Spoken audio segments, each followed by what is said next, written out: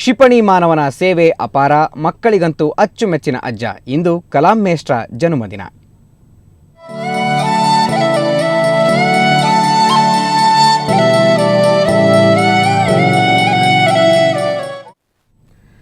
ಭಾರತದ ಮಾಜಿ ರಾಷ್ಟ್ರಪತಿ ಕ್ಷಿಪಣಿ ತಜ್ಞ ಡಾಕ್ಟರ್ ಅಬ್ದುಲ್ ಕಲಾಂಗೆ ಇವತ್ತು ಜನ್ಮದಿನದ ಸಂಭ್ರಮ. 1931 ಅಕ್ಟೋಬರ್ 15ರಂದು ತಮಿಳುನಾಡಿನ ರಾಮೇಶ್ವರಂ ಬಳಿಯ ಧನುಷ್ಕೋಟಿಯಲ್ಲಿ ಜನಿಸಿದ ಕಲಾಂ 80 ವರ್ಷ ಪೂರೈಸಿ 81ನೇ ವಸಂತಕ್ಕೆ ಕಾಲಿಟ್ಟಿದ್ದಾರೆ.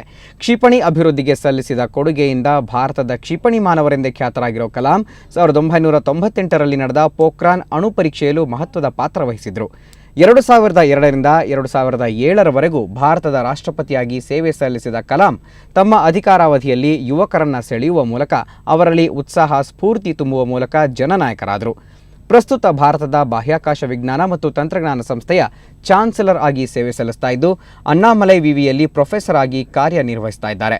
ವಿಜ್ಞಾನ ಕ್ಷೇತ್ರದಲ್ಲಿ ಕಲಾಂ ಸೇವೆ ಗುರುತಿಸಿದ ಭಾರತ ಸರ್ಕಾರ 1997ರಲ್ಲಿ ಕಲಾಂ ಅವರಿಗೆ ಭಾರತ ರತ್ನ ಪ್ರಶಸ್ತಿ ನೀಡಿ ಗೌರವಿಸಿದೆ.